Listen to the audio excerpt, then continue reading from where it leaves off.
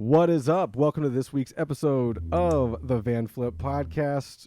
I'm your host, LURK. You're on Lambgoat's YouTube or Spotify or whatever the hell it is. Today, I'm joined by Cameron. Am I going to try to... Argon? Yeah. Cameron Argon. Yeah, I am fucking the man today. Cameron Argon, he used to be the sole person in Disfiguring the Goddess. However, now I think it's a three-piece, correct? Kind of. Okay. Yeah. Yeah, we'll get into that. We can get into sure. that too. The other thing I know you from personally, not personally, but I know you as Big Chocolate, and I've known you as Big Chocolate for over a decade now. Yeah, most people do. Yeah. So, but it was really interesting to like do a tiny bit of research, even though I lied and said I don't do research really, but I did some research, and like you. Again, I know you as Big Chocolate, but around that time, I think you were also like recording deathcore bands or something like that, or you had recorded deathcore bands early on, and then you kind of just started your own kind of like project, which you were the sole person in, and obviously it evolved over the last I don't know, fucking decade and a half or something. So let's dive into it, shall we, Cam? Yeah. Well, I guess to comment on your little bit of research or familiarity with the 10, 15 years. Disfiguring started off as like a high school garage band. I just played guitar in it. It was like two middle schools combining. It was me and my buddy who were a drummer. He was a drummer, and then another vocalist and another guitar player. And then we kind of linked, started recording through like an older local friend who had a MacBook and an M-Box. And I was like, dang, that's the weight right there. So I got a Mac and kind of started recording my own band, but also started making all kinds of music. And then through that process, skipped some years, and now I'm the only member kind of programming everything, writing everything, and recorded and produced a lot of different artists like pop punk, deathcore. It wasn't called deathcore then, of course. Yeah, it's like what year was this? Like early 2010s or something like that, right? This was probably 2007 to 2009. Yeah. When I was in high school. And then I think I recorded one band in 2010, which was called Defined by Fate, which was a band from Whittier, California. And that's actually where I met James Williams, who's now playing in Disfiguring. Nice. He was in that band. Yeah, he was the guy who reached out, and like him and I hit it off. He was 16, I was 19, and I would kind of like go, and I just connected with him.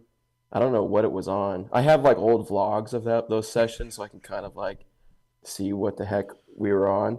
But I remember going to pick him up in Whittier. I was living in Huntington Beach at the time, and I would go bring him to my house and just make him like sit there and kind of judge what I was doing, if it was cool or not. Yeah. Like I remember I was doing vocals with Abominable Trinity, and I was working on that record.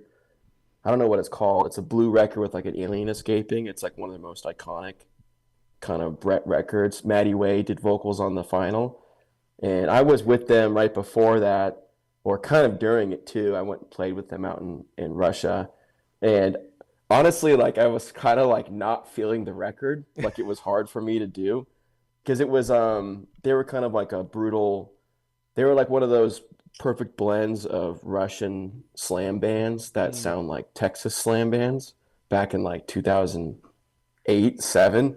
So it's just like every song was just like sick, you know? Yeah. And then their new shit was like really, it was death metal. It was like brutal death metal with slams and stuff, and it was really intense, and it was just hard for me to like get in that pocket. So I brought James Williams down to like watch me record vocals, and then I didn't even make it on the record. Yeah, it's good.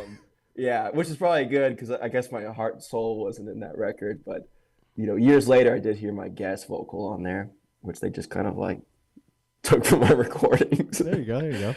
Yeah, but I love Abominable Trinity. There's a bit of a language gap, and I think Alexander's the only guy in it now. He was the drummer, but he spoke the least amount of English. And when I was out in Russia with those guys, him and I were like hit it off the most. We couldn't speak any lick of common tongue, and we were just goofing off the whole time. So So basically, yeah, like that was like that's like I don't know if you're familiar with Bert Kreischer the Machine, but that's your Bert Kreischer the Machine story? You're just kind of like hanging with Russians that aren't really speaking English, but you're still having a good time. yeah. Well, it was mainly him. The other guys spoke English. One of the bass player at the time was in the military, and he was a translator. So when I got off the airplane, I didn't talk to him before going out there. I went out there when I was 18 years old too. It was like a week after high school. My parents were freaking out. Um, I'm and surprised I I let got you. I'm surprised I let you go. Well, I was 18 and I know they that, but didn't want me to still, you go. know. And a passport just showed up in the mail one day, and they were like, "Oh shit, he's gonna go. He's actually for real." And I know I'm kind of surprised they did too, but it was fantastic. It's like one of the better memories of my life. Yeah, yeah, And for sure. I got off the airplane, and the guy started speaking to me, and he was speaking in like a British accent, and I was so sleep deprived, I was confused. I was like, "Who are you?" But yeah, that was great. So So yeah, there's some expansion on your little bit of research. yeah, yeah, yeah. A little dot in the period there, a period at the end of the sentence for like Some 2011. lore. Yeah, lore, some deathcore lore, slam lore. Um, Yeah, for real. to scatter your bodies go. That Oh was yeah, that was a local band. yeah. I think that's the band that you're credited with, at least on Metal Encyclopedium, as That's recording. that's nice. It's funny like the stuff you do in high school gets recorded like that. You're Yep. just kind of screwing around. Yeah. They were a buddy's band, recorded them, and then I think I played drums for them live once or twice, just filling in. Yeah. Because I was kind of like a jack of all trades in high school. I could play every instrument and I could record.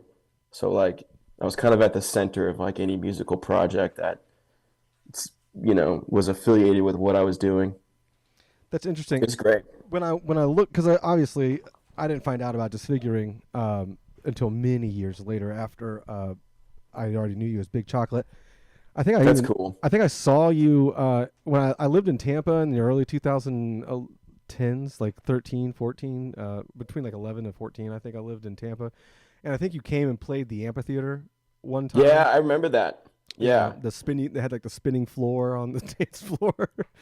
Yeah. Yeah, I had some friends come out to that. I had Shiv the Impaler come to that show too. Oh, interesting. Yeah. I don't know if you know who that is. He does vocals in Seven Horns, Seven Eyes. Mm. Um, he's awesome. He's a anomaly of the internet. Shout out Shiv the Impaler. Yeah. But yeah, then it wasn't for like fuck, dude. It might have been a decade or close to a decade, and then I found because I would see like Disfiguring the Goddess stuff pop up here or there, and then I'm like, that looks like the fucking dude, the DJ guy that I saw back in the day. But I mean, like, it makes so much sense, and I bring that up because like I grew up listening to like it went from like new metal to like hardcore to like metalcore to everything. So like that was my trajectory. But then at some point around that time frame when we were just talking about, I kind of like started. I always kind of like looked up to like DJs when I was younger, and like I was always into like rap and hip hop and stuff like that. So, and when like the Chemical Brothers and Crystal Method and all these other Prodigy type bands started like getting on MTV, like that sucked me in too. Like I was like, oh my god, electronic music is so badass. But at the time I was so young, I didn't know like what you would need to create it, and it just seemed like insane, like an insane task to even try that. Band music seems so much easier because you could just go buy an instrument and be like, I'm doing this now. So I never really pursued the electronic stuff, but I was so into it. And then around like mid 2010s, I started producing and DJing more frequently and stuff like that too. So Hell yeah. so Yeah. we've done the same trajectory. And then like when I started listening to like dubstep and brostep, basically like when Skrillex was just starting to pop, in America, Yeah. I was like, dude, this is just breakdowns. Like these drops are just breakdowns, and that's why I like it so much. So like I just kind of like correlated the two together, whether it's like bass music and breakdowns. I don't know. That's why I like both of them, but it makes sense as to why yourself is the same because you like breakdowns. I'm assuming you have mad Yeah. breakdowns. I mean, my like getting into like dubstep specifically was interesting. Like back to like that high school era. I mean, I listened to all kinds of music. My first like love was really, I think, like hard rock and metal, you know, Mm-hmm. like kind of that slow burn into like basically until you first discover Pantera, like getting into Rage Machine, The Doors, you know, Metallica, All and your then I was dad's, like, all of our dad's music that they liked, right? yeah. Yeah. And then my guitar, I had a guitar teacher who worked with my aunt, and he was like showing me like, I thought like punk probably sounded so hard because like there was like some punk kids that went to my school and they looked really scary, and I was like, damn, their music's probably so brutal. And then like I remember the first time hearing like the stuff from the t-shirts they were wearing. I'm like, this is what they were jamming. Yeah. And then I was like, yeah. And then I was Yeah, into dude. Metallica, and my guitar teacher was like, you should check out Pantera. And he showed me like one thing, and I was like, oh, this is what I've been looking for. You know, you're into like Linkin Park and like the breakdowns Right. and No, I stuff. know. I feel you. And yeah. And then when I got that, that was kind of when it was kind of game over. I had an older cousin that showed me a lot of music, and I think my first like set of 5 albums was Zayo, Hmm. Funeral of God, Hatebreed, Rise of Brutality, the first 2 Slipknot records, Cold Chamber, Dark Days, and then I think the first Lamb of God record, Hmm. and all purchased from Best Buy at the same time. Yeah. Yeah, You were one album too late on the Hatebreed, but I'm sure you got into it. I'm sure you got into Perseverance and then Under the Knife and everything yeah. before that. Eventually, I got into that, Yeah. but the Rise of Brutality was carried a long way. It's funny too, like I They're got still writing those songs. They're still writing songs like just like that. yeah, they were a little, it's a little over my head then, but you know, when you're younger and you have CDs that you just listen to them, Yeah.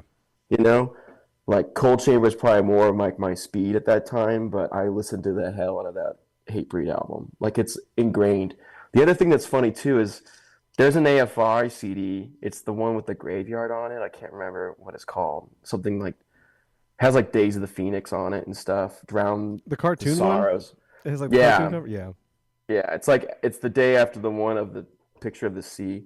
But I had that The Art of growing up Drowning. too. The Art of Drowning. I had that growing up too, and that was way over my head. But like, we put that on last week when I was down in Los Angeles, and like I had the whole thing memorized, and I was like, so weird how like when you're It younger, just sticks. especially during that area of CDs, like you just listen to what you had over and over and over and over again. Yeah.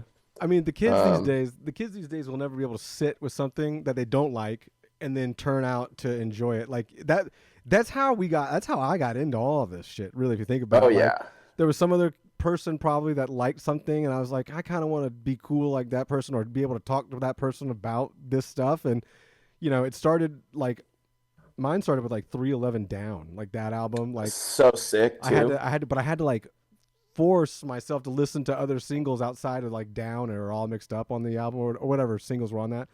And then Yeah, it gets into like I was like, well, the Beautiful People was a big song too, and so from sick. Marilyn Manson. So like I'm forcing myself to like listen to these just dark, vibe Yeah. albums, and then like eventually it just kind of clicks, and you still do it with like different genres, and I still do it now. I mean, there's a lot of albums that I'll just put on and I'll just like sit with it for a little bit or have it playing in the background, and then eventually you just like one part of one song, and then it's over. Then like you just get stuck into like liking other. Then you like find other things to like about whatever album, whatever. There's so many bands that I've done that because like I gate kept myself. I was like such a pretentious kid. I wouldn't listen to everything that everyone was listening to. A lot of it was based on like album cover stuff too. Like if it looked weak, I just wasn't going to listen to it. But I missed out on a lot of shit.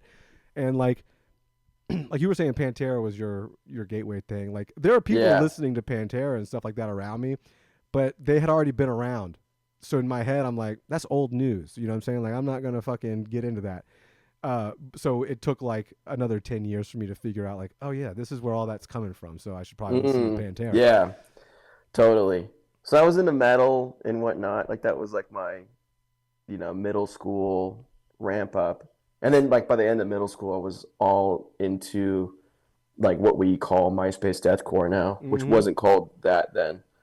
It was called death metal slash grindcore slash hardcore. That's Yeah. what it was called. The And thing I miss about MySpace, and I think you just tapped into it, was that you could use 3 subgenres to describe your band, and that you could search based on those subgenres and locations. So it was such a fucking dope tool for people who are wanting to find local bands in your area or an area, or for bands that were touring that wanted to find like openers or shows going on. It was such a vital tool, and nothing like that has ever been recreated, and it's been like almost 20 years. Like, what are we doing? Where are we at?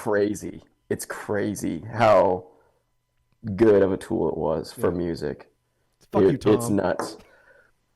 Yeah. And then, you know, like in high school, I was just into everything, like a lot of electronic music, kind of hip hop, not really, like Snoop Dogg and Black Moon and Wu-Tang Clan. The basics. Yeah.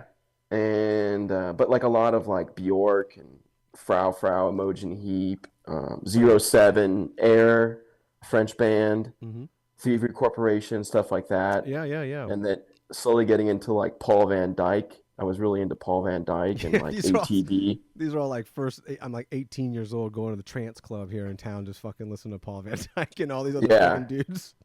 Yeah, totally. And then I got Noisy Shell Shock, which or is it called Split the Atom? I can't remember what that record's just called. Noisy in general. Yeah, and that was like really over my head, but also really, really cool. And what kind of set it off for me in electronic music, because I was messing with it a lot. Like every year in high school, I made like a little electronic album. Was this from GarageBand? Yeah. On GarageBand? Yeah. Well, I started off in GarageBand, then I went to Logic Express, and then I went to Logic Pro, like kind of each year of school. And I just would make all kinds of music because that's just what I did. I would make rap beats and make, you know, random electronica kind of stuff. Right. Yeah. And that's actually how I started using the name Big Chocolate for like my electronic stuff. I called it CMA, which is my initials, and it was just on MySpace. And the YouTube videos were kind of taken off, like the death metal vocal videos. And so I just switched the name to Big Chocolate to kind of get a little bit like more notoriety, like people like, oh, that's him.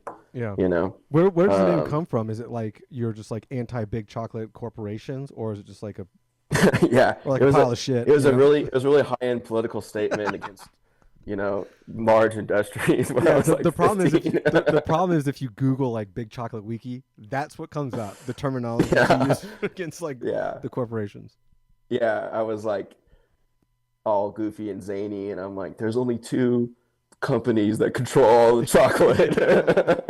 I must get this message out via these beats. My parents were like, what's wrong with this kid? Yeah. Take his computer away. No, it was like a stage name. So like stage names I felt like were really popular on MySpace.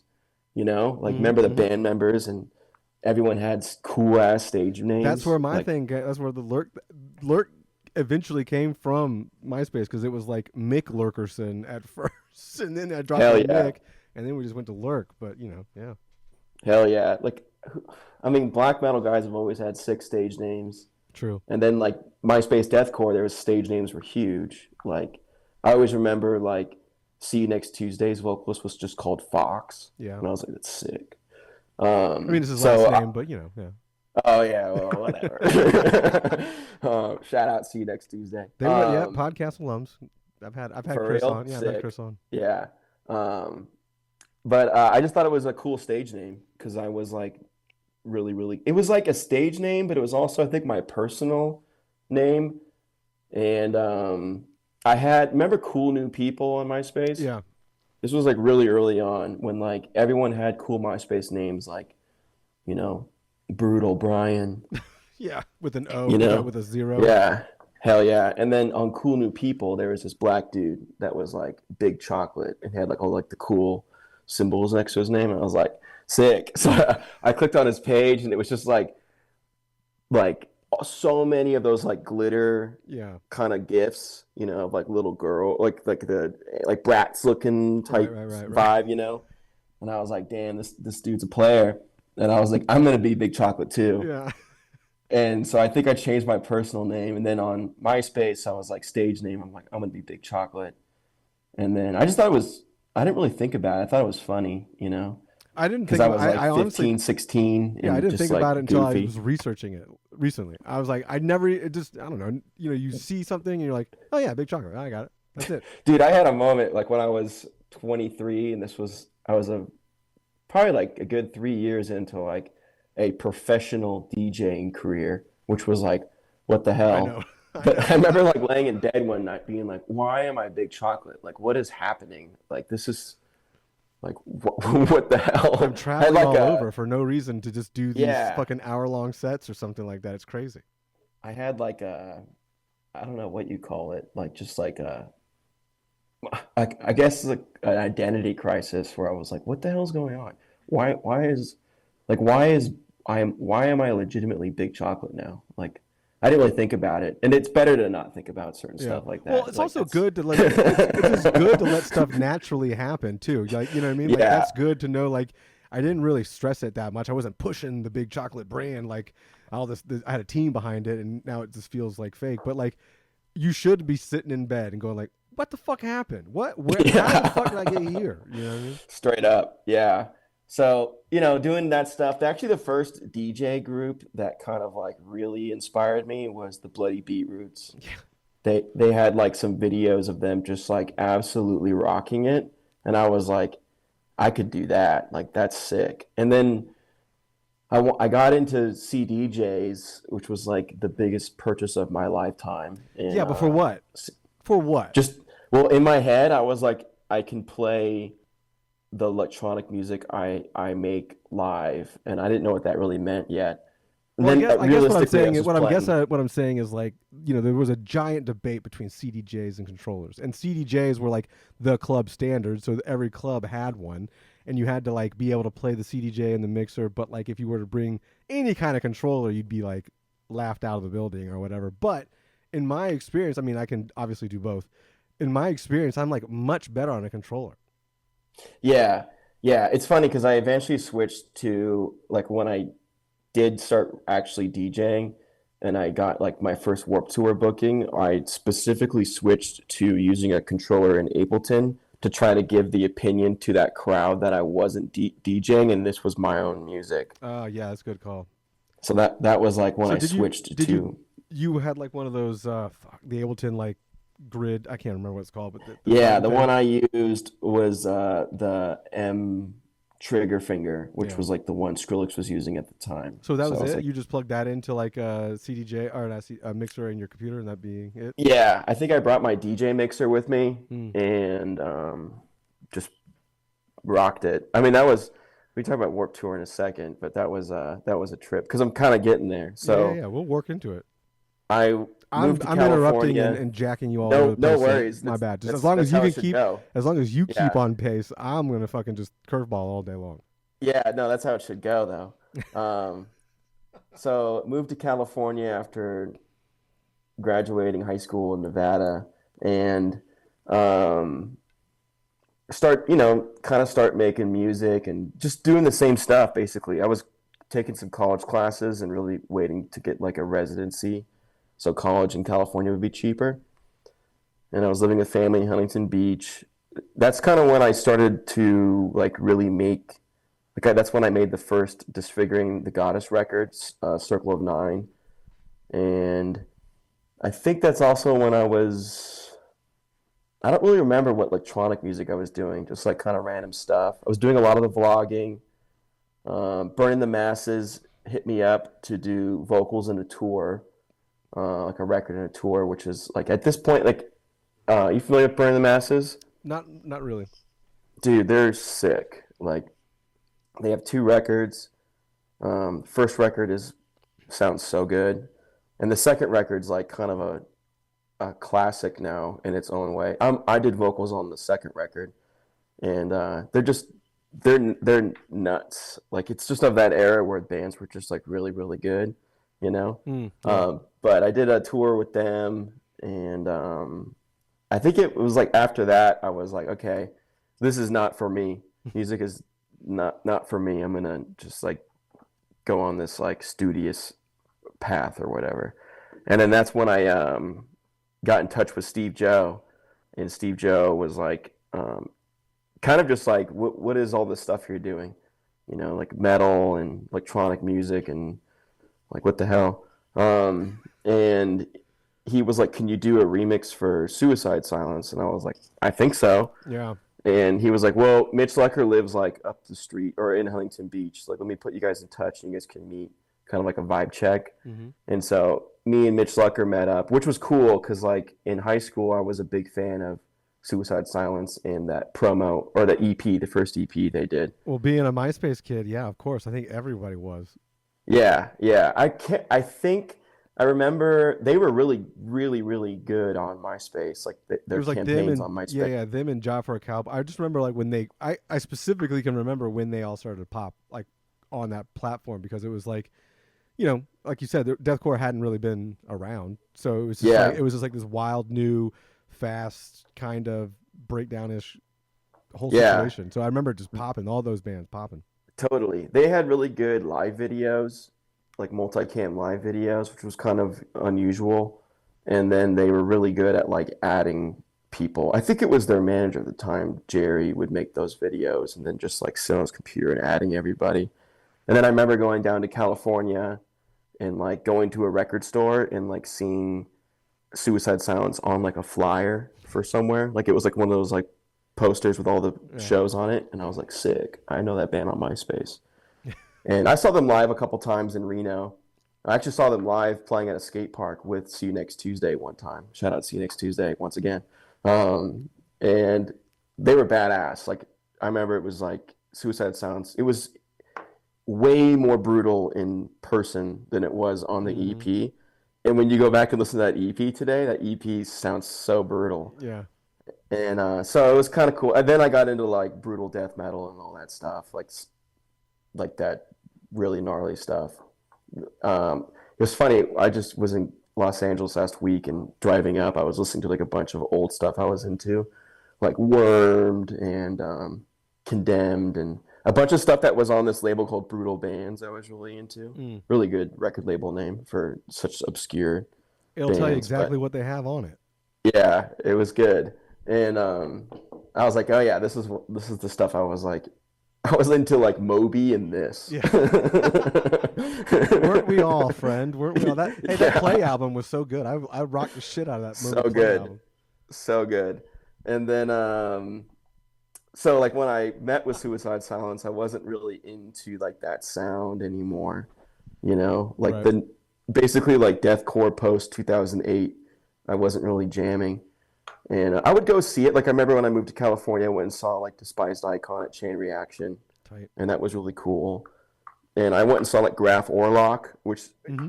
like you listen to Graf Orlock today, and it doesn't sound anything like deathcore. But nothing was called deathcore then, and Right. everything was in the same stew. They were a grindcore band, so they would play with hardcore and death metal bands. It was the same kind of scene almost. Yeah. They were so like I remember. I mean, back in the day when I was going to shows, it was definitely so mixed. Like you would have like all these weird lineups where you would have like hardcore bands playing with emo bands, playing with metal bands or metalcore bands or whatever, and it was just always so strange. And like now, I mean, you barely see that now. They're starting to get back into these mixed bills Starting to type get back things. into it. But for a while there, it was just like there weren't enough bands, I don't think, in like the quote unquote scene, if you want to call it that, right? The MySpace scene or whatever, that they just had to like lump together all these bands and be like, this is the package, and Mm-hmm. Yeah. Like nothing. There was definitely like generic stuff, which, I don't really. I mean, at the time, maybe I didn't really like that, but now it's really not a diss. But like, there's a bunch of like MySpace deathcore bands that people like talk about today that really just had like a very generic sound.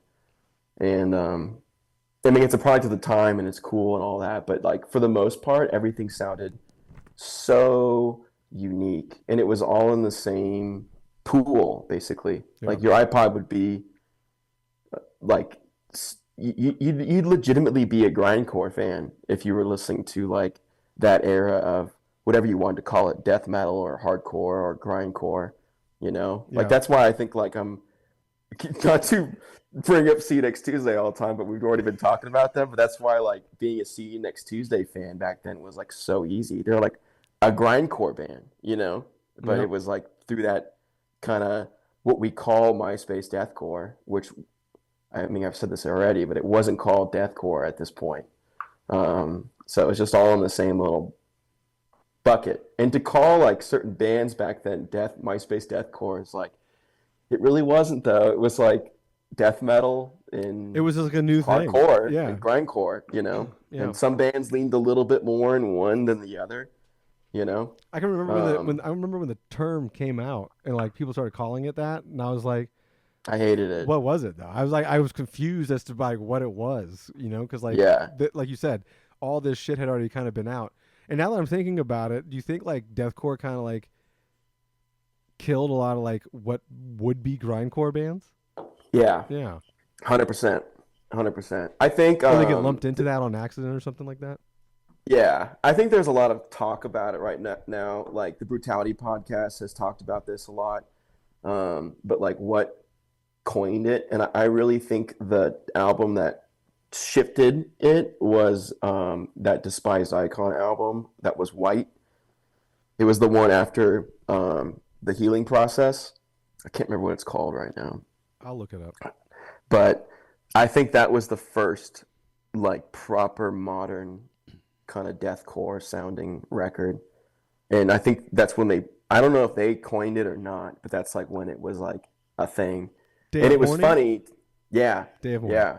And it's funny too, because like the album before that, The Healing Process, is such like that breakdown of those three genres. It's such a death metal record, it's such a hardcore record, and it's such a grindcore record.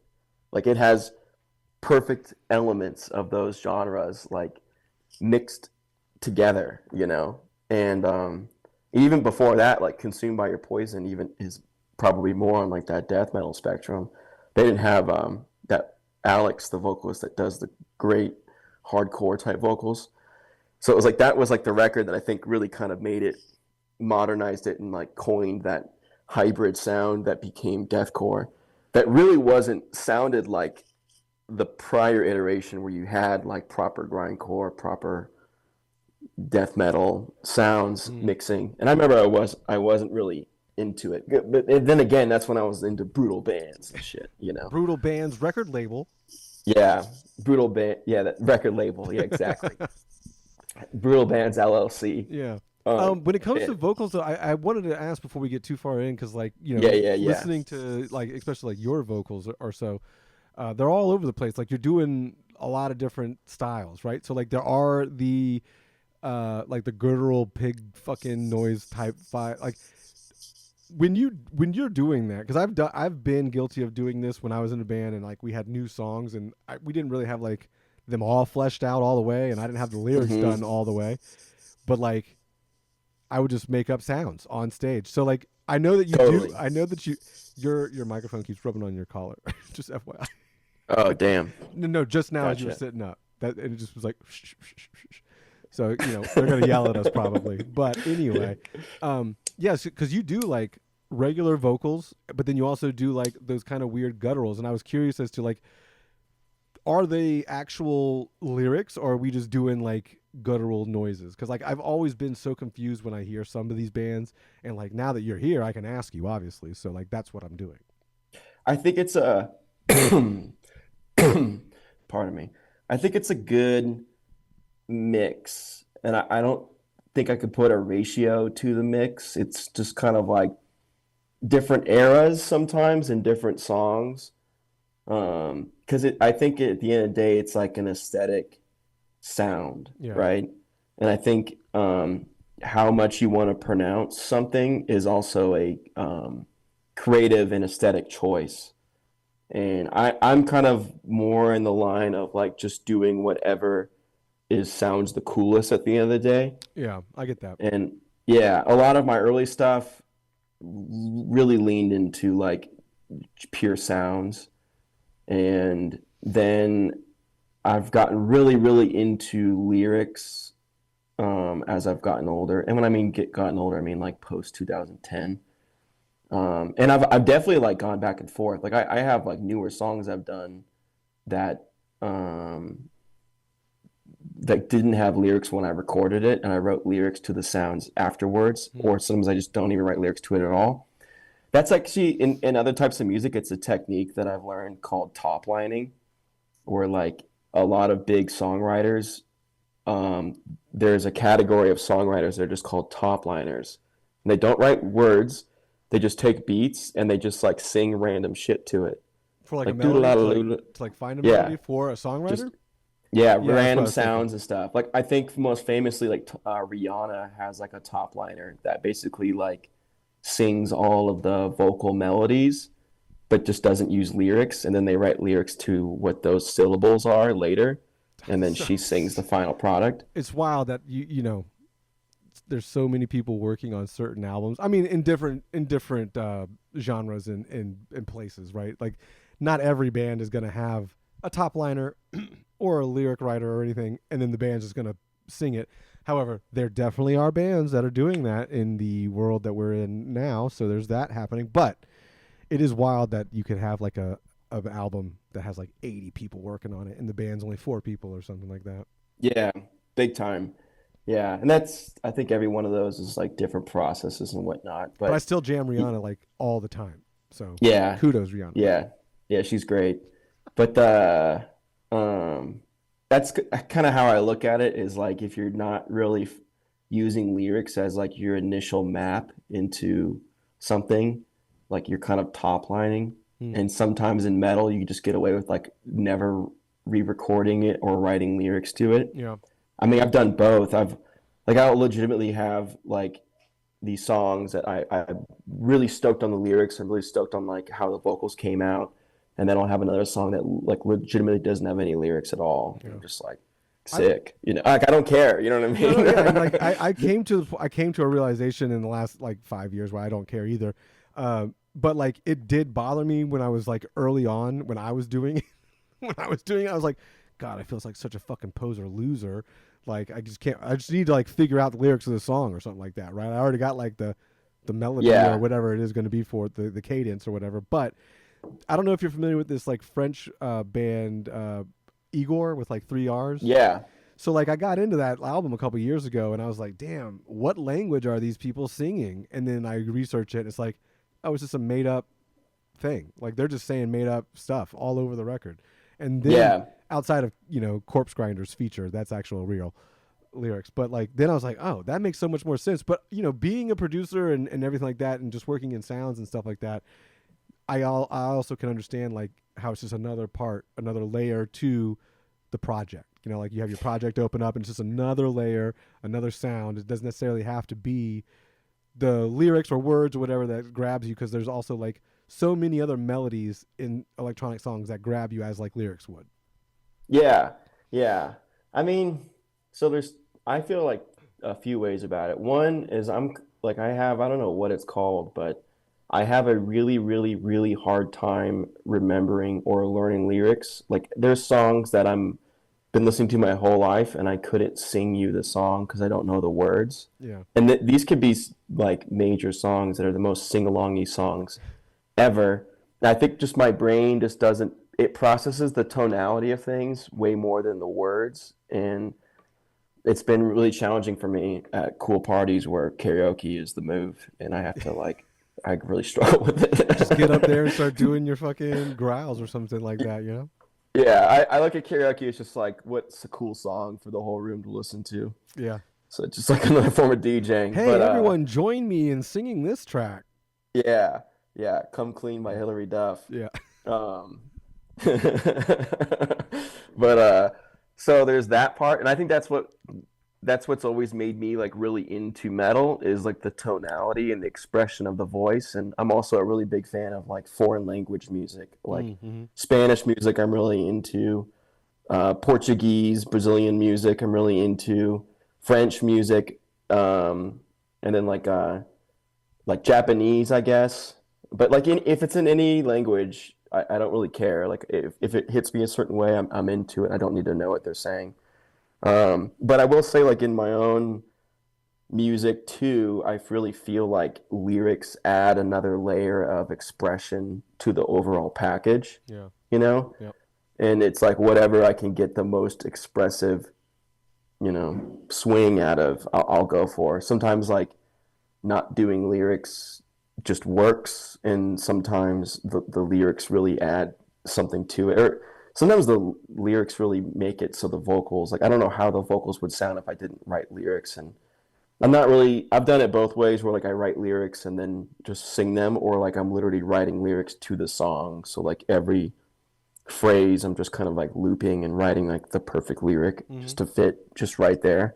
So it's just kind of whatever gets the job done. I kind of personally find that I like the songs that have lyrics that kind of punch a certain way, but at the same time, it's like if it doesn't, it's also sick. And live, it was great because I did that tour with Angel Maker last year, and they have a lot of lyrics. And like I remember prepping for the tour, like Casey, the other vocalist, like sent me all the lyrics for the set, and they were like color coded on who was doing what lyric and then what type of vocal to do for that lyric.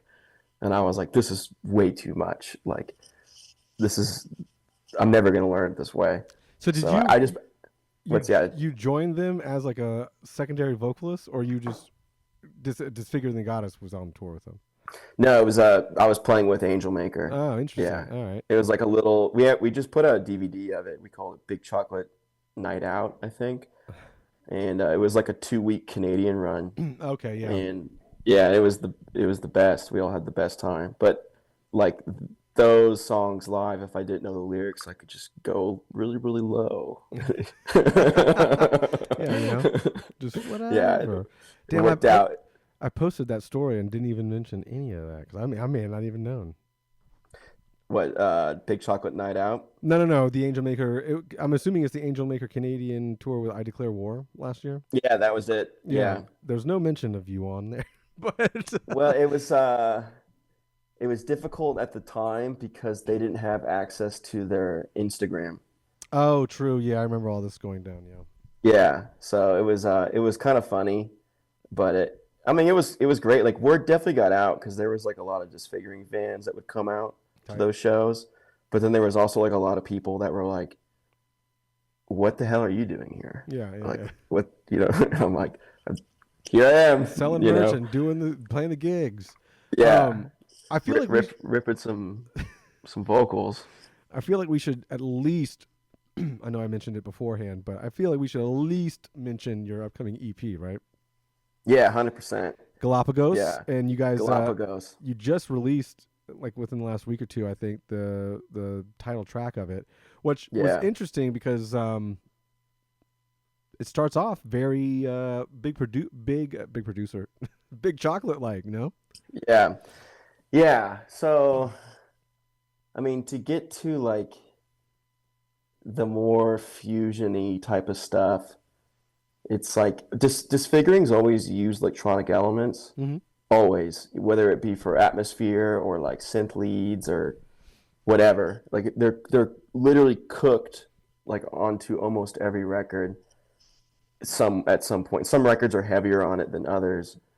And when I did the record Soothe, which was kind of like, really, I was like not into the music scene, I guess. I just would like made this thing and just kind of put it out. And it was really, really reliant on repetition and samples, where the samples became more of a central element of like the overall songwriting than just like something to come in at like a breakdown or a moment, right? And then I did the Brutal Machine, which was like purely like that. Brutal Machine was written like a pop record. And so I just kind of had this like electronic repertoire fusion thing I've been like, I don't want to say practicing, but just kind of going through repetitions with it. And last year I did a remix for Julia Wolf, who's this kick-ass singer. And she's awesome. And her manager / boyfriend is like one of my best friends. We've been like bros since 2017, and just like always been. He's one of those guys where it's like you kind of always around each other, even if you're not talking. And then once you talk, it's just like, yeah, which you kind of need when you become an adult. Like all your friends kind of need to be like that. But you have to be able to get along with them. Is that what you're saying? you're just like you got to get used to people being on different wavelengths sometimes, and when you do connect, it's like it was like yes, last time we talked was yesterday or whatever. But he's had he moved to LA and he's had I won't get into his life, but basically, yeah, Just living in LA now, no big deal. well, he was like, you should do a remix for Julia, and I was like, I'm down. And then she was really cool. Like I did like the first draft, which was kind of like a hard rock song basically, and he was like, she wants you to like do brutal vocals on it. I was like, okay, cool, like, say less. So I did that, and then I was pretty stoked on it. But then Tanner and Julia hit me up again this year and was like, because she just put out a new record and it's really, really good. And they were like, can you remix this song? And it's a song called Pearl. And I was like, yeah. And like they were like, we just do like a straight up slam song to it. And I was like, okay, I'm gonna do like a pop slam song. And I love it. It's not out yet, but I'm like obsessed with it. And I was like, how do I make more songs like this? And I was like, I'm gonna write a pop song and then just like remix the pop song. So that's what Galapagos was. Interesting. Yeah, it's pretty unique. I haven't listened to the entire EP because Steve sent it over yesterday, and Hell then yeah. that's where I was like, "Fuck, dude, I should get you on the pod." And then I was really like, I went back and looked, and of all the stories that include not big chocolate, disfiguring the goddess, the only one is the one of you being on the spoke Zathasara. Yeah. Whatever it is. And then I was like, dude, we got to get.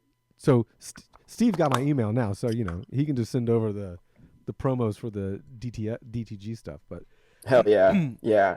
That worked out cool. I was talking to Steve on the phone, and he was emailing Zeph Spoke, and Steve was like all up on those types of bands before anyone else I knew. Steve's the man. There are some big nerds out there, and I'll agree. I'm not that kind of I don't have the time, unfortunately, now anymore to like find these like small bands. But there's people in the like on our like contributing team, and they have the time. So like it's wild that like they'll just send some stuff, and it's like, whoa. It's like time, but also like methodology. Like, how do you find these bands? And Steve wasn't even on TikTok. So I just got him on TikTok. I was like, you got to get on this. There's like, that's how I'm finding music right now. But yeah, he was emailing them. Jet 2 Holiday. That's the big one right now. Yeah. 2 Holiday? Jet 2 Holiday, Oh, yeah. Yeah. Come on, Steve. Sign Jet 2 Holiday. But yeah, he was like talking with Zeth Spoke, and he's like, they're big fans of you. I'm emailing them right now. He's asking if you want to do guest vocals. He's like, you don't have to. Just putting it out there. And I was like, yeah, I'm down.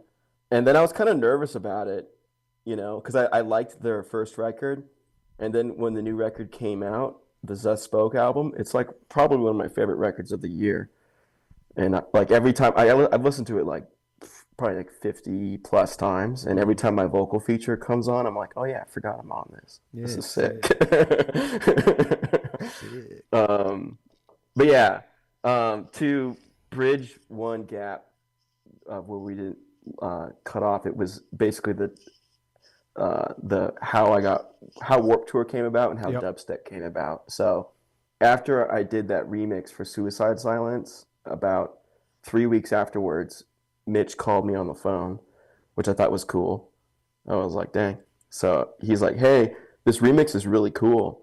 I was like, thanks. And he was like, I think we should do a new project that's like this remix but original songs. And I was like, I'm super down.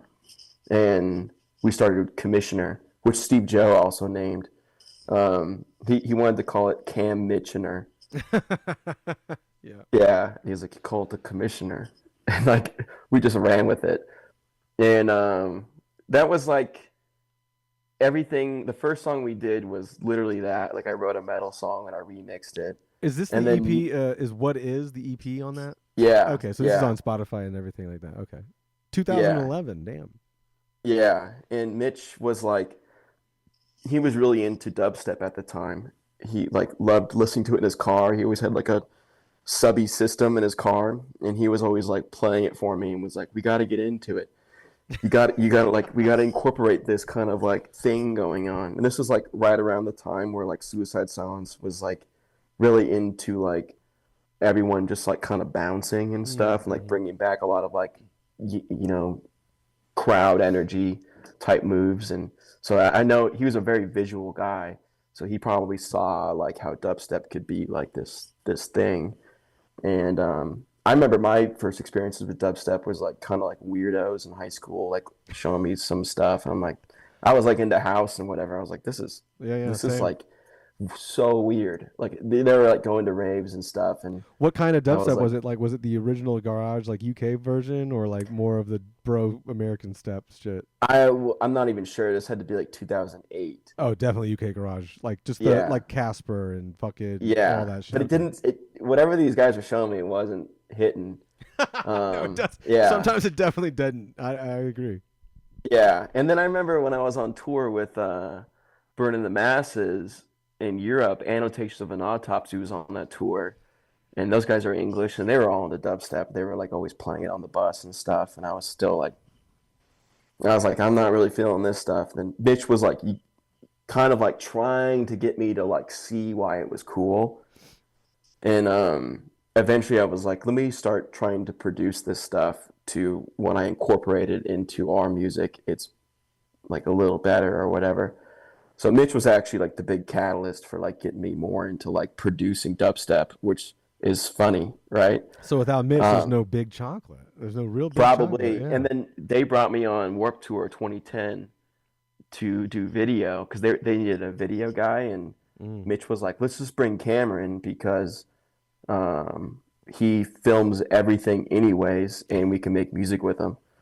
So it's like, because I had a camcorder, I just was like filming everything anyways, you know, like literally every day I just filmed whatever I was doing. So they're like, he's just gonna do it anyways, let's bring him. And then Mitch would like bring other people from the tour on the bus, and he's like, call me or text me. He was like, hey, come to the bus, I got so and so here, I want to show him our stuff. So he would like make me come in there and like introduce me, and then make me play it on the computer for people. Like he could play it on his phone, no problem. Yeah, but like he made me do it, and I always thought that was really cool of him. He was the man. Giving you a look, you know, just giving you a look, I guess.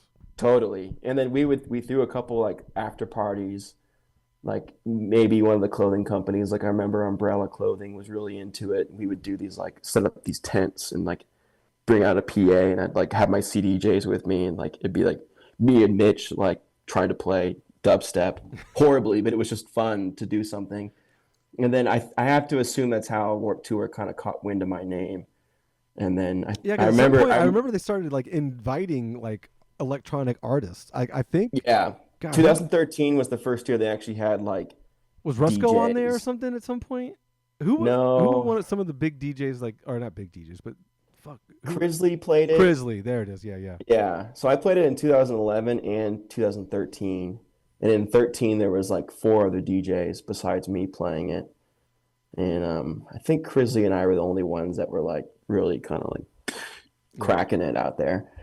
But yeah, I remember Steve went to meet Kevin Lineman about like Century Media bands on Warped Tour, and he gets home and he calls me and he's like, hey, I have an offer for you to play Warped Tour. And we were both like, what the hell? That's the stupidest thing I ever heard. So that's when I moved back to Nevada and kind of like, all right, let's learn how to make this kind of music. And that's like kind of when I really got into like EDM. Yeah. Because I was all of a sudden going to go tour with it. I was like, I hate that term. I've always hated that term. I liked it in the very beginning. I was like, yeah, that kind of does umbrellas and all the stuff I like. But then like everyone started using it as like an actual genre, and I was like, no way. Yeah, it's still kind of umbrellas like dance music in general. For sure, but internally, like if you're into the scene, like there's like definitely like an EDM style. Yeah, oh yeah. It's more of a festival club like banger thing, it's not like it's not like B-sides or anything other than just fucking rage music. Yeah, and the pure EDM style would just be to like kind of make whatever's hot for like that year at that time. Yeah. What sounds are popping? Let me get a bunch of that in here.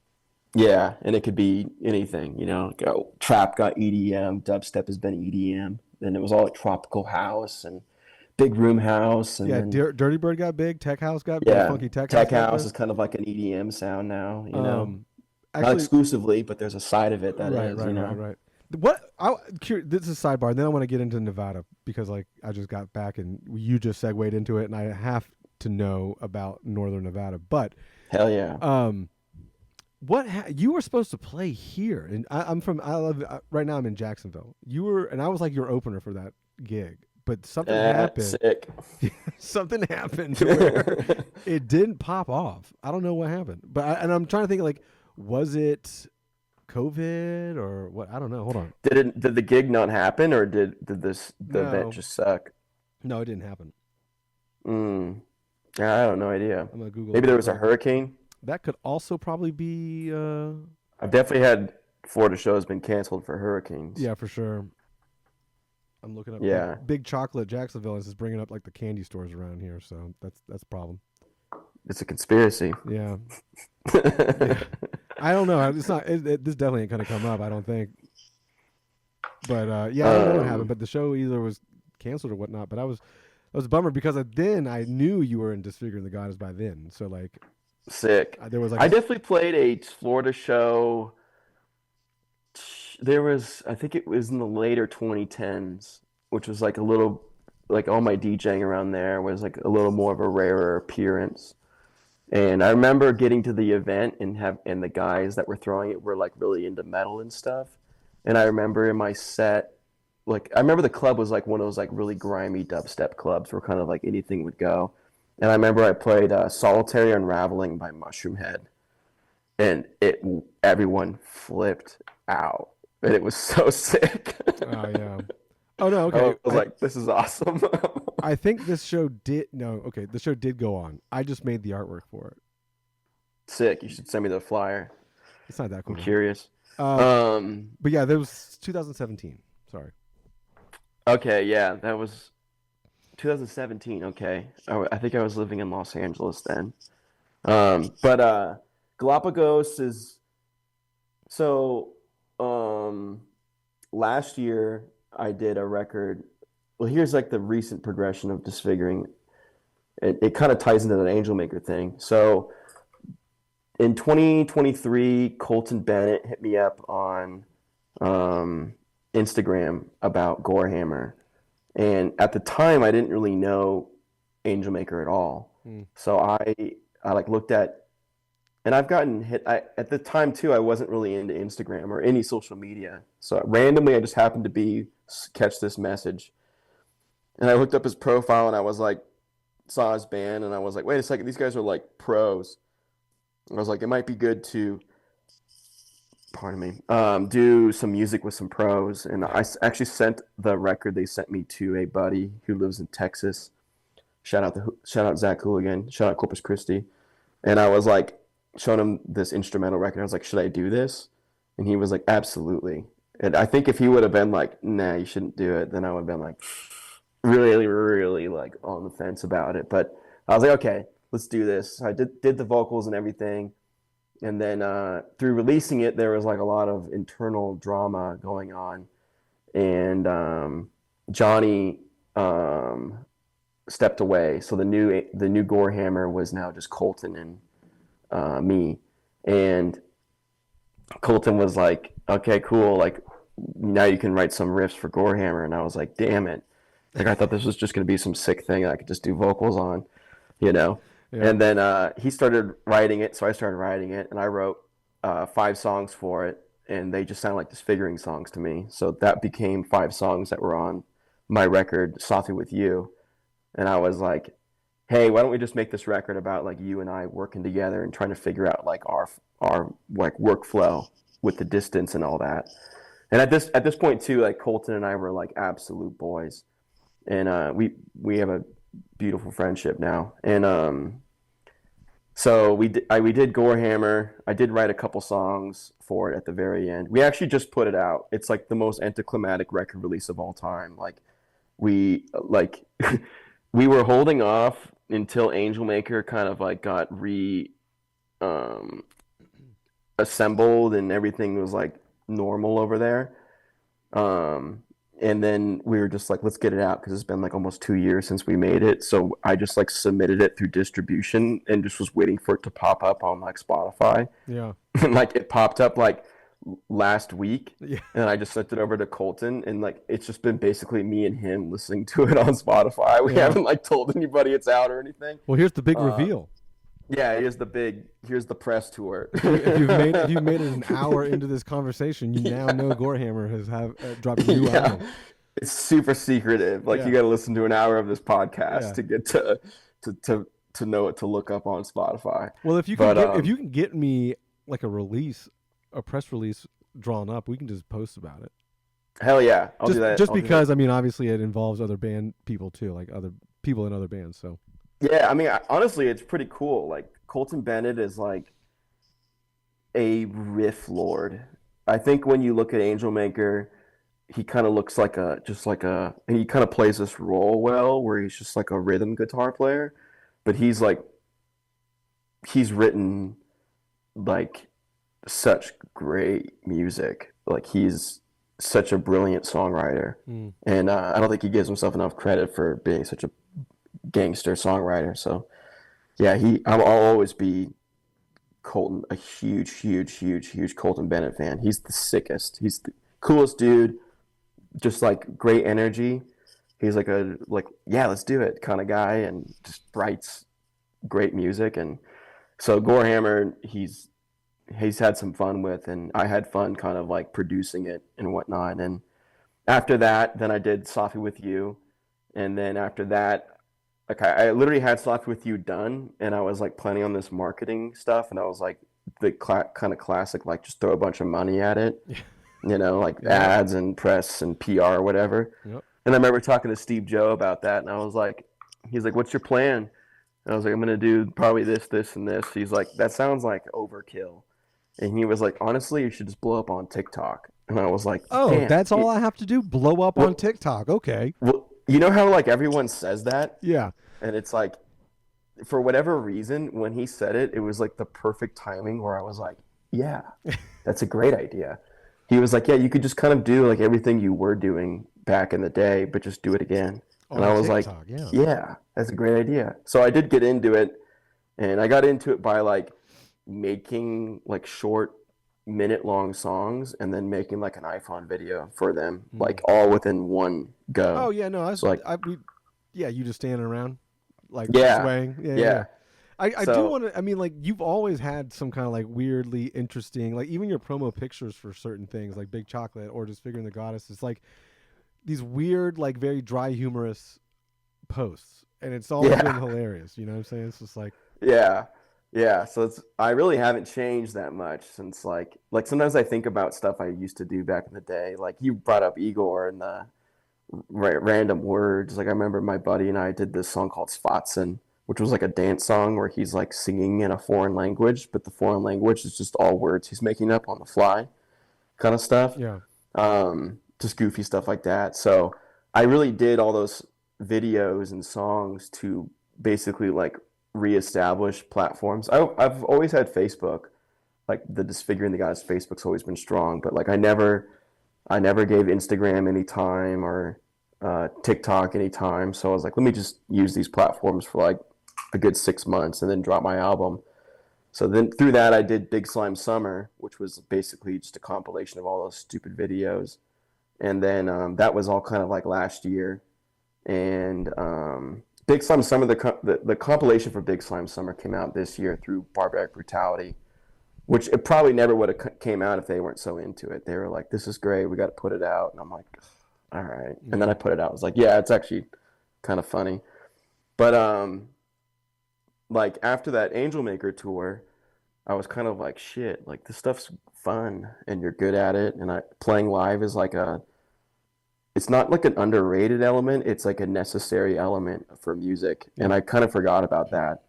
And so those guys really reminded me of like how important that was. And I was like, I got to do Disfiguring the Goddess live.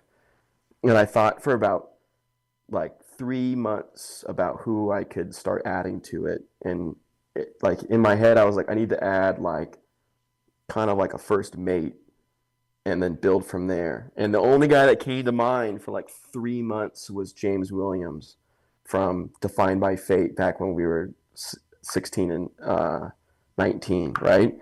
And he's done a bunch of bands since then. He's kind of like a guy that I've always been like, why hasn't some other band picked him up kind of player? Yeah. Like he's just sick. He's super, super funny. He's really easy to get along with. He's like an absolute like dog. And he's a great musician. And he's been in a couple bands that have like, for whatever reason, not popped through. He's done it was funny because when I started hanging out with him this year, I was like asking him about that. He's told me like some stories on the side of like kind of like opportunities he's had that for whatever reason you don't get. So I'm like, dang, this is probably meant to be. But when I called him to say like you should come up to Nevada and like kind of hang out and like, you know, let's see what's good with Disfiguring and whatnot. I called him and he answered the phone. He was like, "What's up, Cam? What are we gonna do with Disfiguring the goddess shit?" And I was like, "What?" I was like, "That's literally why I'm calling you. Like, Yeah. that's so bizarre." So he came up in February and we wrote 3 songs, including Ghost Rider. And then I kind of went on like a pause because I almost didn't want to write any music. I was so stoked with writing music with someone else in the room with a guitar in their lap. Yeah. And kind of like just like throwing them softballs in terms of like setting up the production or the drums or like communicating where we need to go and just how quickly he can write shit.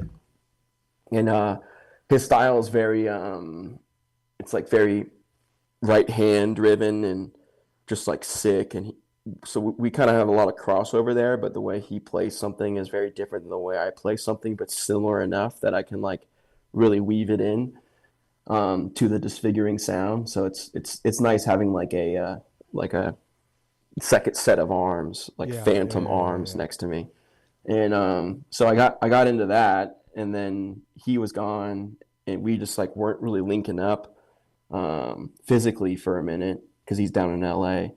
And I remember like being really anxious about just doing stuff and everything. And he was like, I was venting to him about it enough, and he was like, you know what, like.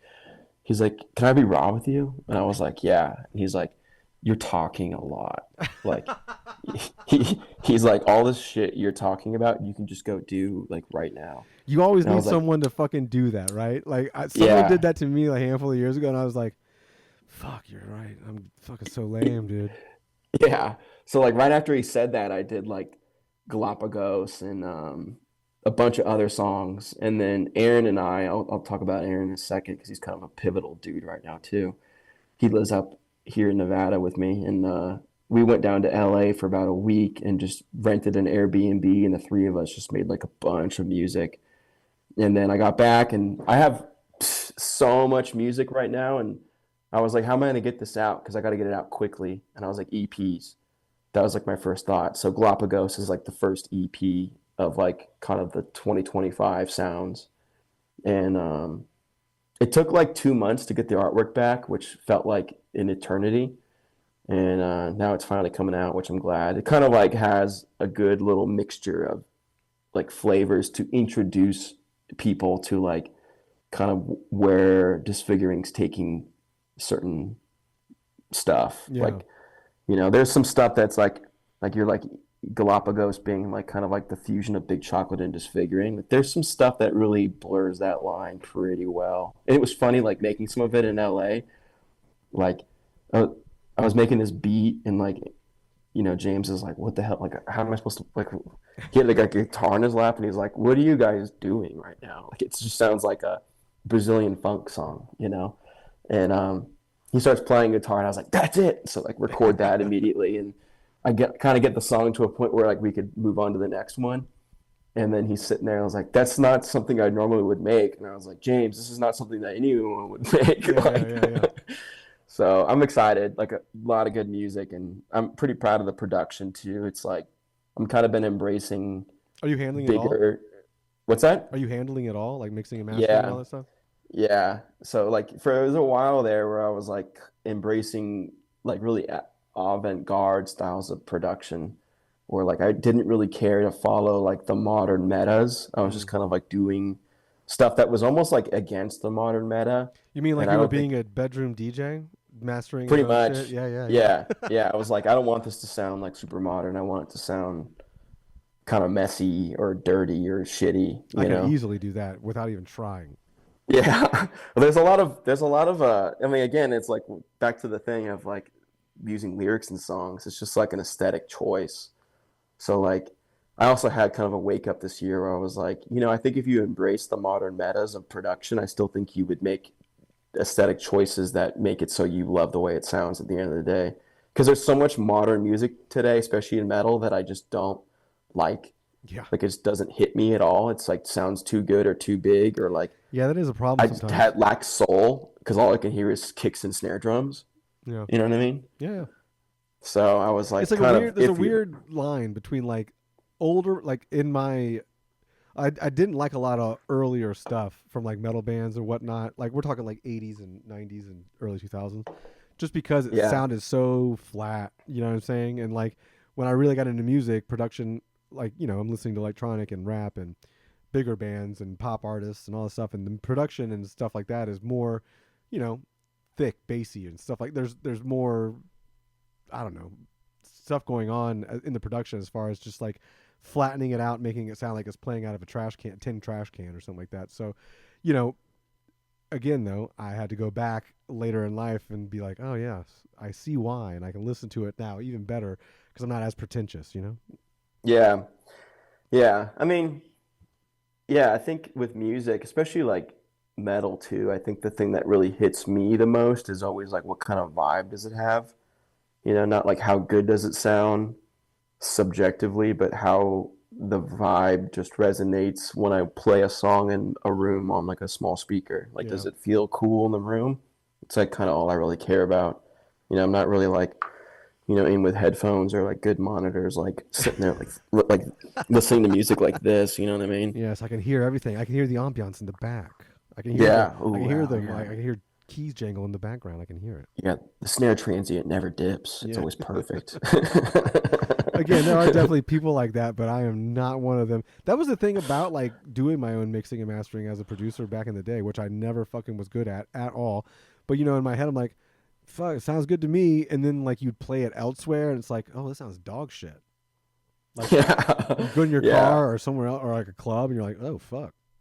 Yeah, it's hard. I mean, the production can be, I mean, I think at one side of the spectrum, it's just about translating the energy from the sessions in the room and the energy in the Yeah. room to other people so it hits them. And the better you are at nailing that mix master, whatever, the production element, the probably the further you're able to translate that wavelength, you know? But then it's also like the production can embed itself into, a certain niche as well. Yeah. So it's just kind of like a repetition of doing that and trying to like now it's like when we're making music in the room, it's like usually the production in the room is very reminiscent of the final sound. Like I did get into analog and all that stuff this year and last year again. It's like right when I thought I was like done with music, like 2020. I was like, I'm not screw this. And I've had that a couple times. Like I think Yeah. 2015, I also had like a screw this moment. And it wasn't based on any frustration with like the industry or anything. It was just like a personal thing, strictly personal. It's always been strictly personal. And then I like got kind of back into it, and then all of a sudden I had all this analog gear again. And I was like, "Fuck!" Like right when I think I'm out, I'm in. I'm deeper than I've And ever been. yeah, and there was with this last time, it was kind of like kind of learning moment of like, okay, I think this is just like who you are. Like I think you just like you're gonna do this forever. Like just Yeah. I accept mean, it, and dude, then with the, also with the accepting amount, metal. yeah, well, with the amount of stuff that you put out, whether it's through Big Chocolate or through Disfiguring the Goddess, it's like, yeah, dude, what are you thinking? Like, you have like a steady output for at least the last 15 years. I know you had like a little break there for a little bit, but there's like on both projects, you've had just like, if you look up your Spotify or your encyclopedium, the metal encyclopedium thing, it's like just a list of stuff that you're in or you've been a part of or something like that. So like, it's only taken you 35 years to figure that part out that you're stuck Pretty with this. much. Yeah, yeah. Yeah. Yeah. It's just like one of those dumb things where it's like, dang, I really like making music and I really like metal. I'm Like, never gonna be an architect. Fuck. yeah, just accept it. Yeah, yeah. So Well, it's that was because kind of like like this year. you didn't choose that lifestyle. You know, the lifestyle chose you basically because like you're Yeah. sitting in bed at 23 going like, what the fuck is going on? I'm DJing all over the place for no reason whatsoever. Yeah, I've actually tried to reject it like multiple times in my life, which is hilarious. But now I'm just like kind of like, all right, quit it. Like, and liking metal has always been like a big thing for me too. Like being, because I'm not like the most metal looking dude or, acting dude, whatever You that look like you may. play baseball. I got to be honest with you. Like you were a catcher somewhere, like you're Cal Raleigh or something like that. Just fucking. Yeah. Yeah. I remember my Sweetwater rep, we were talking, and I actually like, I have a real estate license now too. I've been practicing real estate for a couple years here in Nevada. And my Sweetwater rep knows that. And he was like, how's real estate going? And I was like, pretty good. And he was like, yeah, it's pretty cool. Like, I have a lot of clients now that are like agents or whatever. They do this, and people don't really care about how people look anymore.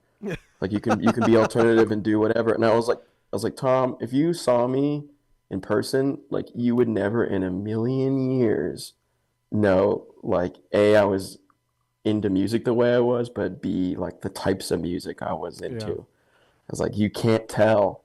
I'm so low pro with it, which is not really on purpose. This is just like how I am. And, I think there's reflections of that with me like rejecting metal and rejecting music like multiple times through my life. And I think like last year was the year where I was like, all right, like just get over it. Like just accept who you are kind of thing, Yeah.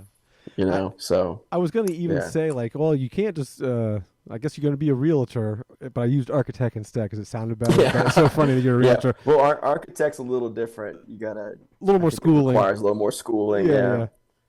yeah. Yeah. But yeah, we got to talk about. We got to end this on Nevada. We got to end this Yeah. talking Yeah. I'm about down to Nevada talk about because Nevada. I spent the last 2 weeks like away from home. We went to Furnace Fest in Alabama for a while, for our 5th time, Sick. and yeah, it was a great time. We were sponsoring the festival again, and yada yada yada. But from there, I spent a day here and then flew out to Reno for my partner's wedding. Dylan got my partner here at Lambgoat got married. I'm the best Sick. man, and so I had to fly out there and whatnot. So I'm in Reno. I've been to Las Vegas before, so I've been there, and I think I might have drove through Reno at some point, but this is my first time like being there. And I was just obviously I'm downtown, so that's one thing. Yeah. Big thing. It's like completely dead down there, and just It like sucks. yeah, it looks like it looks like time has passed on and just left Reno behind with like things closing and like billboards just like not even like billboards on buildings that are just like fucking falling or dilapidated. But like, so what's going on out there? I would assume the suburbs around there are where it pops, but like, man, I kept asking people like, what industry is going on here? Like, what's the industry here that makes the town survive? You know what I mean? Yeah. Well, downtown has that issue, and that's like a big thing in We have Reno. that Is too like here. downtown. Yeah, we have that here in Jax too. Okay. Nice. Yeah. So that's like the big thing is like revitalizing downtown. There's like, I think currently plans going in. There's actually some action going into like redoing it and redoing parts of it. So downtown is like its own thing. I don't think really anyone from Reno does anything downtown that much. It doesn't look like it. Yeah. There's areas around it that are, I guess, a little more like, I hate to use the word up and coming, but they've been up and coming for like 10 years, Right. And there is like a lot of like the suburbs in Reno that are like pretty nice.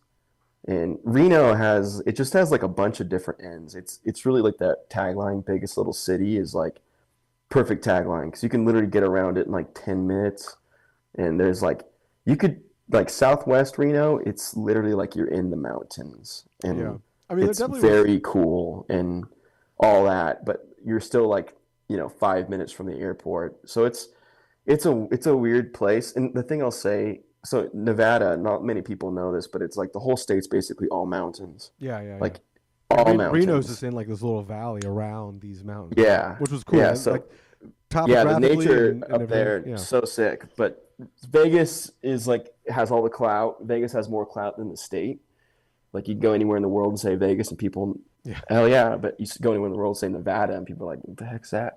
Um, so Vegas is its own thing. It's got like 2.5 million people. You know, everyone's kind of usually been there, and it's kind of an anomaly. There's really nothing around it. You're actually like closer to Southern California. I think you're like 2 hours from LA or Yeah. whatever. Like to get to northern Nevada, which we call like the Reno Tahoe area, um, to Vegas is like a 7-8 hour drive Yeah, I through was like looking literally at that. nothingness. We were thinking about flying into Vegas because it's much cheaper, right? But then you're fucking driving for 8 hours, so it's like, And it's a brutal drive. yeah, it's It's like not fuck. like it's single lane. It's not good. It's really not good. It's pretty if you do it in the day because you could see like it's just mountain range after mountain range after mountain range. Yeah, But you just have your own fear and loathing scenes. You know, you're just driving through the yeah, desert. yeah, totally. But like also depending on time of year, it could be kind of sketchy during the summer. It's like, dang, what if our I mean, it's not like you're in the middle of nowhere. There's cars and No, but it's like stuff. 120 degrees out there, and you're stuck on the side of the road. It's fucking gonna be a Yeah. pain. So, but the Reno Tahoe area, it's like you have Reno as the city, and Reno has like really its own energy going on, its own vibe. I live south of Reno.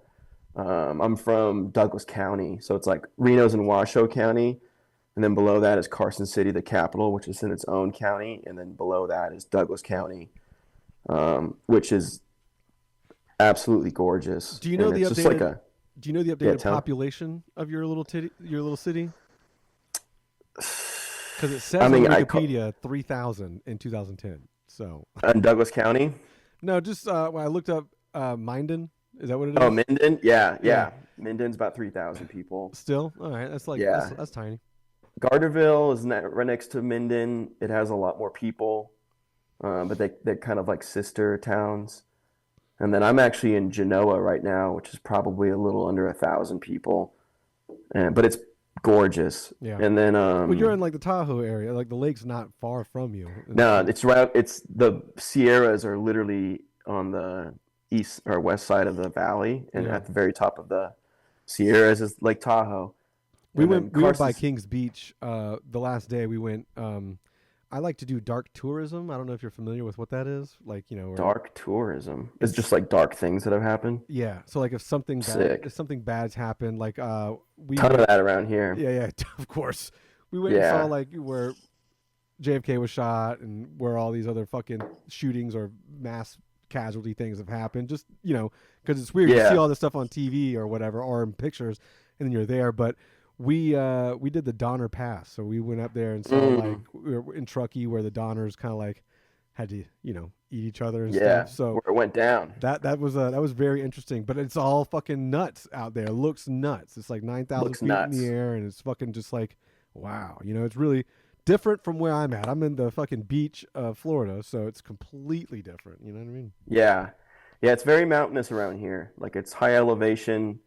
It's a high desert, but it's literally the shift of a biome. So like from Yeah. California, the mountains climb really, really, really steadily, gradually, I should say, up until where the peaks are at, which is like the Sierras and like Tahoe and whatnot. And then right afterwards, it just dips down really sudden. And that would be like the eastern side of the Sierras, which is like Reno through Douglas County, basically. And then, like literally on the east side of that is the same thing. Some gradual mountains and then a dip, and then it just keeps doing that the whole state. So just Yeah. mountains everywhere, really high elevation. Next time you're out here, you should go to Virginia City. Okay. I think next time would be Tahoe. I mean, I've gone to Tahoe before. My Dylan, the guy I was speaking of before, he has access to a house right there on not on the lake, but like, you know, the street over Yeah, down the street down the lake. So we've spent some yeah, time there, sick. and we're gonna do that again as like a work summit type of thing because that's like what we did. But it was pretty cool. I mean, I enjoyed that time, and the lake is fucking nuts. It's so huge. It's insane. Honestly, like it's really close to where I'm at. Like it's like 30 minutes away, and you don't go there all the time, right? But when you do go there, you're like, whoa. Yeah. Like it's really like a wonder, you know. It's beautiful. It's huge. It's so It's deep too. dark blue. It's so deep. It's so deep. It's scary deep. It's actually sketchy. Like there's a lot of, you know, dark history type of stuff where like if you go in the water, like if you just go like a little deep, like I'm talking like a couple feet, Hmm. the temperature is so cold that your muscles can like freeze up. Well, that's the other thing I was thinking when I came out there. We pack in Florida. I pack my suitcase and shit like that for what I would wear in Nevada, thinking it's going to be Nevada. We get there, Yeah, and Vegas. this year it was like, or this past weekend with the Italian festival and all that stuff, windiest fucking time I've ever been in Yeah, Nevada. very And windy then it was here. like 40 fucking degrees, 50 degrees, and I'm like, what the fuck? I didn't have any fucking clothes packed for that. You can go buy a I love like Tahoe hoodie at Yeah. the airport. Yeah, dude, the airport was so fucking weird too because it's like in the middle of everything, and like Yeah, I hate it. you're driving through, and I was like, oh, there's like a trailer park right here, just like right out front the gate. Yeah, it's the worst placement ever. Reno has that like where it's like, and here's the other thing about this area. So it's based around the like a lot of the development around here is based around the old mining booms, Yeah, yeah, yeah, and that's like where Virginia City is a cool place to go because that was the richest city in the world at one point. yeah.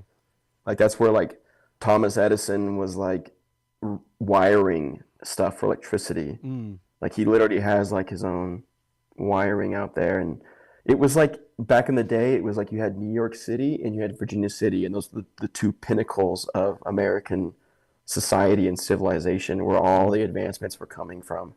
And then Virginia City burnt down a bunch of times, and then the boom kind of ran dry. So like a lot of the stuff out here is based around like the mining and whatnot back in the day, and they thought there was like three different towns that were all kind of fighting for like what's going to be the capital. Carson City won, but Reno actually became like the bigger city in the end. And you could see it when you're there, like the way it's been city planned in terms of its development. It's like, here's Reno, and then they're like, we need to make it bigger. So this is, you know, here's the new thing we're building, Yeah. adding on to it. And then you have the mountains, and the mountains like totally restrict the geography of it. Yep. So it's just like a lot of it doesn't really make any sense from like a typical city's, you know, point of view. Like that's a big thing around here is like there's so many mountains. Like every little town is in its own little valley, basically. Mm-hmm. So the best way to look at it is like a bunch of islands. Yeah. Because you can't build in the water, you can't Right. build in the mountains. Right, So it's right. like you can only expand so much before you're like literally at the water. So it's just like it's kind of weird how they've all developed and just how much driving you got to do to get to all the different towns and Yeah. whatnot. We It's a bizarre place, but it's really pretty. And once you get outside of Reno, I really like the vibe. hmm So it's Yeah, I don't know. the drive from Reno to Truckee and Donner Pass and stuff like that is wild because you're Reno's like what 5,000 feet elevation or something like that, and then you end up Yeah, getting up to 9 in like no time at all. So yeah, yeah, and it'll it's pretty gas weird. you out if you're used to sea level. Oh yeah, no, we were fucked Really up wear you all out. weekend long because we were going up and down, just driving around, and then like we're sea level, and then the jet lag was a whole other thing. So it was like a weird 3.5 days for sure. But Yeah, yeah. I'm always giving James Williams shit when he comes up here because like he's up here for like 3 or 4 days, and I'm just like, I really need to take a day and show him around. When he gets up here, he lands, and I'm like, all right, let's get to work. yeah, You yeah, know what I mean? And then like at 11:30 every night, he's like cooked, yeah. and I'm like, dude, what's wrong with you? Like, and then Aaron last time was like, it's the elevation, and I'm like, oh shit, I didn't even You're like think about that. sandbagged. You're so sandbagged. Like every limb is just like that much heavier, and like you're tired. And then, Yeah, again, I mean, we're coming from the East Coast, so we have the time. Like you're 3 hours ahead. You're not in the Mountain Time Zone. You're in the Pacific Time Zone. Pacific. So it's Yeah, like where we are is actually more west than LA is on like the map. Because is it really? California goes like this. Yeah, I never even thought yeah, about that. Oh yeah, I guess. Yeah, yeah, yeah. you're right. It's kind of Wow, weird, wild. but yeah. And then we were just down there for a week, Aaron and I, because we have another band called Diuli, which Aaron and I started like kind of like last year, really. We started it as a black metal band Mm. because Aaron and I have literally always loved black metal. Aaron's also a DJ. He's a DJ called Darksiders. Aren't we all? Yeah. He's sick with it though. Like he's a hard style, hard dance DJ, and Oh, that's like been with like a little that's Texas been like guy. yeah. He's boys with him. That's been like the I don't know, like it's never really been popular in the States until kind of recently. Yeah, I think Texas. I think Little Texas is a big part of that. But if I see hardstyle, it is just that. It's him. In America, Yeah, if it's in America, yeah, it's. yeah. I So don't understand. I Darksiders don't has get it been though. like I don't a. get it personally, but to each his own. It's funny because that was like a sound I really liked in high school, hardstyle or whatnot, and it's changed a lot. But Aaron's really embraced it this whole time, and he's played like EDC like 10 times. Nice. He's like if there's anything hardstyle going on in the States, he's usually involved in it. And then he's moved all over too, but he's from Carson City also, and we grew up in like the punk scene together, and bonded over black metal. Like I remember I played in a punk band in middle school, but I was into metal, Mm-hmm. and we played one of my first shows with this band, and I had like a Demi Borgir shirt on, and Aaron walks up and he's like all gothed out, wearing fishnets and platform boots and all that stuff, and he's like, "That's the kind of music I like," and I was like, "Me too," and we've like always bonded over like goth and black metal and industrial and whatnot, and then that stuff's so different than disfiguring. I felt like if I wanted to do like actual blackened type music, have to do something else. And as wide of a genre disfiguring can encapsulate, I think black metal is just like its own wide little Yep. world, right? So we started a black metal band called Diuli. Diuli is a Washoe word. Aaron's 100% Native American, Okay. and he wanted to call it like I don't know, something like Black dark Braid. red, yeah, dark red rose or something like that, or like something gothy. Yeah. And I was like, nah, we have to use a Washoe word. It has to be like resemble this area we live in. You know Yeah. what I Yeah. mean? Yeah. Yeah. Like the mountains and all this shit. So his like family stewards the language and whatnot. I was like, have your uncle like send me a list of, get me a list of words. And I was like, we're gonna be Diuli. So we have that. We wanted to be black metal, but it's really kind of been like black and rock metal. I don't know how to Mm-hmm. describe it. And we've done a couple shows, and we just did our second show in LA last week at Bar Sinister, which is like a big goth club down in Hollywood. And James plays in that too. So we were all down there like rehearsing and playing that, and like all of us were staying up to like the crack of dawn, and then like James was hanging tough too, and I was like, it's the elevation. Yeah. Yeah. Because like up in Nevada, he's cooked at like 11 o'clock, and then in LA we're all like, Rage face. Yeah. Yeah. raging, like unlimited energy. Yeah, it definitely is a thing, man. And that was a.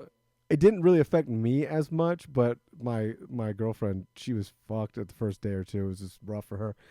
But Cooked. yeah, definitely.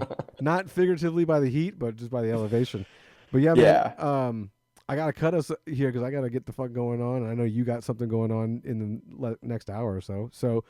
Yeah, no worries. Cam, I appreciate it. I tried so hard not to ask DJ questions and production questions because that's interesting to me, but I know our audience here will not fucking care. So I did my best. I hope I didn't offend or bore anyone. But yeah, man, Disfiguring the Goddess, Galapagos is coming out October 24th, correct? Your self-produced or Actually, I think it's coming out this Friday. I think I was gonna put it out on the 17th, and then Steve was like, "You should drop a single a week before," and I was like, "Okay, good." It says on the thing here the 24th, but it could be the 17th. You're saying who knows? So, yeah. Who knows? It's happening. It's all good. Just be ready for it. Just be ready for it. Yeah. All right, yeah. Cam, really had a good time talking with you. Yeah, for sure. We I have your email, so whatever. Definitely. 100%. Cool. Yeah, I'll cut it here, and then if you want to stick around for 3 seconds afterwards, and then I'll actually cut you loose. But yeah, man, I appreciate your time on the pod. We got to start getting some DTG stuff on the website because I for some reason thought we already were, but now that Steve has our contact, definitely get us the press release or something for the Galapagos, and we'll put that up as soon as possible too, so we can kind of get some other promo for you on there. Perfect. But going forward, yeah, just kind of keep us in the loop, especially when you're like moonlighting with other bands or something like that. That's worth reporting or something. Yeah, no, I definitely reach out. I've been so bad at reaching out about anything. I've just been doing stuff, and Yeah, that's what happens. Back to you get in the grind, and it's just everything is blurry around yeah. it. Shout out to Steve for like kind of being like, you should do this, and he's like, you should send me some press or something, and I'll send it around. I'm like, okay. And then like literally in like an hour, he's like, you want to do the Lambgoat podcast? I'm like, 100%. He said super down, to quote Cam, super down. Super down, yeah. Awesome. Well, I'll cut it here, and then just stick around for 3 seconds afterwards.